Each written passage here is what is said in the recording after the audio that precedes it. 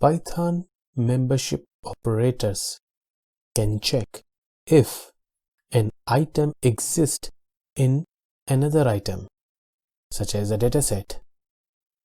Suppose we have a dataset of invoices that are saved in a variable, invoices. The variable has invoice number and respective amounts of these invoices. We are interested in to check whether an invoice number exists in the dataset. We can write our statement like this. Invoice number AB3 is on the left side of the in operator and the dataset on the right side. Let's run it, and the result is true. Yes, this invoice number is included in the dataset of invoices.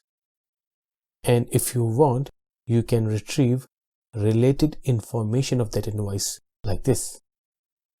Invoice number, invoice amount 400. Let's try another invoice number AB4 and run it. The answer is false as expected because invoice number does not exist in the dataset. The not in operator returns true if an item does not exist in another item. For example, let's check the same invoice number AB4 that we tested earlier resulted in false, like this. Invoice number on the left side of the not in operator and the data set on the right side.